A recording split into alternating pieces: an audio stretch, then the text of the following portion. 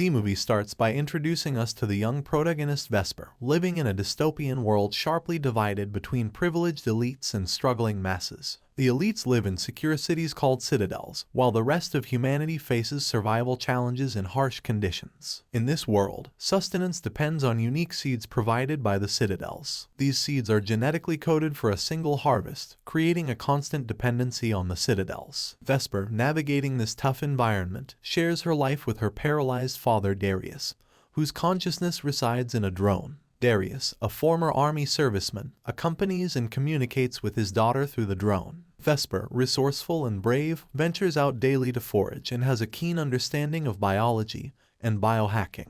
Their lives take a dramatic turn when Vesper returns home to find they've been robbed, and the generator powering their home, including the machine sustaining Darius, has been sabotaged. With no other choice to save her father, Vesper seeks help from a neighboring farm. At the farm, Vesper encounters a troubling scene. The farm faces challenges with a jug, a genetically engineered human designed for labor but lacking intelligence. The jug is injured, and Jonas, the farm's leader and Darius's brother, instructs a boy to kill it. Witnessing this unsettling event, Vesper asks Jonas for bacteria to restore their generator. She offers a blood donation, a valuable commodity used by Jonas to trade for seeds from the citadels. Jonas suggests Vesper join their community, offering care for her father. Vesper, wary of Jonas' intentions, suspects he wants to use her as a breeder, a role she strongly rejects. After completing her blood donation, Vesper faces a dire situation when Jonas refuses to immediately provide the bacteria she needs in exchange. He explains that he must first sell the blood, a process that will take several days, time her father Darius does not have. In desperation and anger, Vesper attempts to reclaim her blood, only to be caught and forcefully expelled from the farm.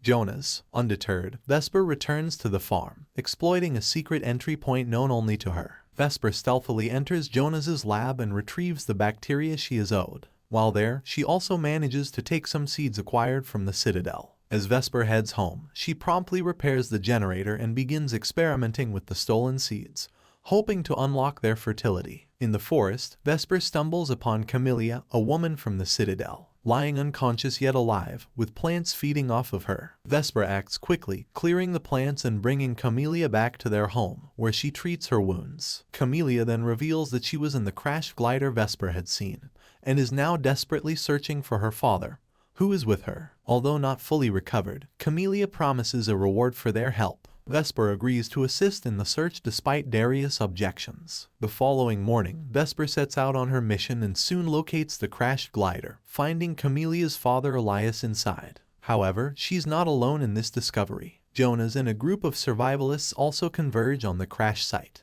Jonas, cold and indifferent to Elias' pleas, decides to end his life simply because he is from the citadel. When Vesper attempts to intervene, Jonas dismissively shoves her aside. He also uncovers a woman's scarf in the glider, deducing that another passenger, Camellia, needs to be found. Back home, Darius suggests informing the citadel of the situation before Camellia takes any drastic action or Jonas finds her. However, the only way to communicate with the citadel is through a transceiver located at Jonas' house. Vesper reluctantly agrees to the plan, lying to Camellia that her search was fruitless, but promising to continue the next day. After a while, Camellia earns Vesper's trust. Vesper then decides to reveal her secret greenhouse. This greenhouse is a testament to Vesper's ingenuity, housing a variety of bioengineered plants, each with unique abilities and characteristics.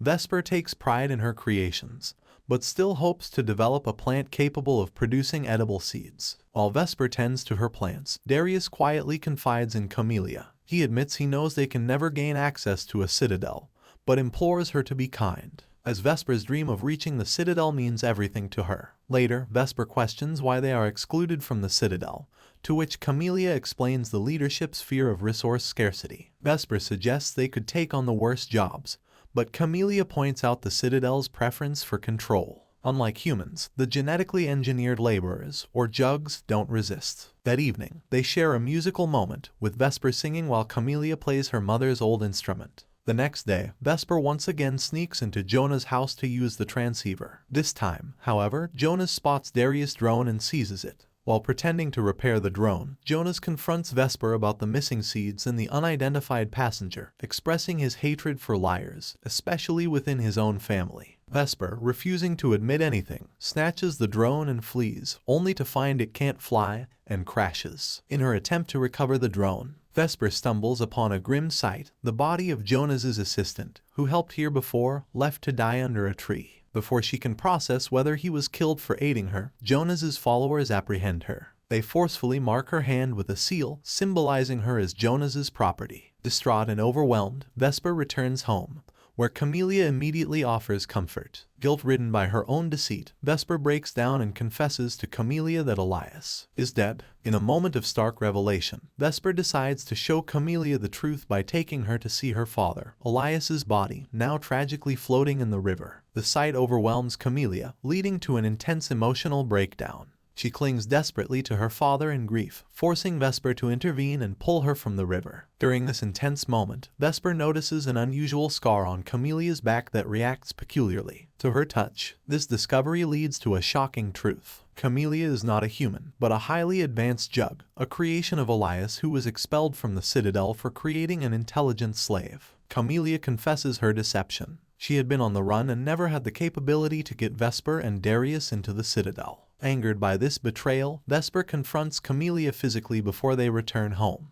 Once there, Vesper coldly tells Camellia to leave after she cleans up. Meanwhile, Vesper repairs the drone and shares the day's events with Darius. Darius, understanding the complex situation, urges Vesper to be more compassionate towards Camellia, explaining that jugs are bound to their programming and have no real choice in their actions. At the same time, Camellia, grappling with her lost purpose and fearing capture by the Citadel, contemplates ending her life. However, Vesper, influenced by her father's words, intervenes just in time. Realizing Camelia's potential contribution to her research, Vesper proposes to use a sample of Camelia's cells. The process proves challenging, as Camelia's cells are secured just like the Citadel seeds. In an attempt to ease Vesper's frustration, Camellia plays music. Miraculously, the music unlocks Camelia's cells, allowing Vesper to modify the Citadel's seeds successfully, creating a sustainable food source. And all it took was a little nickelback. Needing more supplies for further research, Vesper briefly leaves for the old lab with the drone. During her absence, Camellia stays to watch over Darius, which leads to a dangerous encounter when Jonas arrives. Initially, Camellia tries to feign innocence, but Jonas sees through her act and threatens Darius' life. Camellia agrees to go with Jonas without resistance. However, Jonas soon discovers the mark on her back, identifying her as a jug, and attempts to reprogram her to obey him. Vesper returns just in time,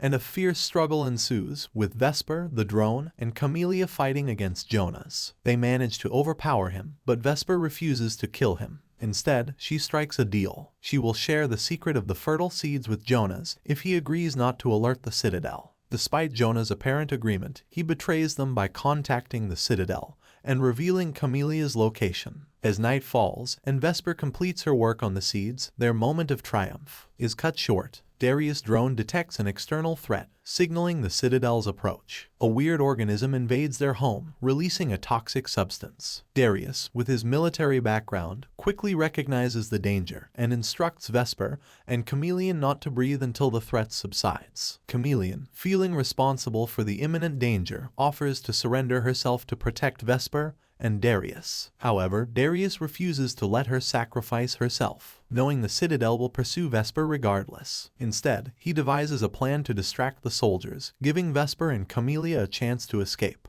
Vesper is initially reluctant to leave her father behind in the face of the impending threat from the Citadel's soldiers. However, Darius persuades her to take cover nearby, assuring her that he will handle the situation. He plans to tell the soldiers that there is no jug present, drawing on his experience as a former army man to communicate effectively with them. As the soldiers approach, their first stop is Jonah's farm, where they eliminate him and his group. Meanwhile, Vesper and Camellia take painstaking efforts to make Darius' home appear abandoned. They cover everything up and take the valuable, unlocked seeds with them as they hide in the forest. Unbeknownst to Vesper, her father's actual plan is to sacrifice himself by self-destructing the drone, hoping to take the soldiers down with him. From their hiding spot in the forest, Vesper witnesses the explosion and, driven by desperation, tries to rush back to aid her father. Camellia, recognizing the danger of this action, stops her, reminding her that it's too late to do anything for Darius. Their situation worsens when two soldiers, having survived the explosion, start pursuing them. Vesper leads Camellia through a swamp, aware that it is filled with dangerous plants that could potentially eliminate their pursuers. Their tactic proves effective, as the first soldier falls victim to one of these lethal plants. The second soldier, however, learns from his comrade's fate and cautiously avoids the same trap. Vesper and Camellia, in an attempt to remain undetected, crawl on their knees and hide behind bushes. Unfortunately, another plant makes a noise, revealing their position to the soldier. Faced with imminent danger, Vesper and Camellia decide to take the offensive. They attack the soldier, seize his weapon, and force him into the deadly plant's trapping zone, causing his death. The distant sound of approaching gliders signals more danger. Realizing that the Citadel will never stop pursuing Vesper as long as she is with Camellia, she makes a tough decision. Understanding that Vesper and the precious seeds will always be in danger as long as she remains, Camellia decides to surrender to the soldiers. Despite Vesper's protests, Camellia gently puts her to sleep, hides her under fallen leaves, and surrenders. The next morning, Vesper wakes up to find her home reduced to ashes. She plants some unlocked seeds in the remnants of her old garden as a symbol of hope and renewal. In the aftermath, she encounters a group of children who survived the attack on Jonah's farm. Together, they decide to follow mysterious wanderers to uncover their destination. Their journey leads them to a towering structure built by these people, fueled by a sense of purpose. Vesper climbs to the top and releases the seeds from her hand, letting the wind carry them across the land. This symbolic act reflects her hope that the seeds will grow and multiply, providing sustenance for all. The movie concludes on this note, leaving a lasting impression of resilience and the enduring power of hope.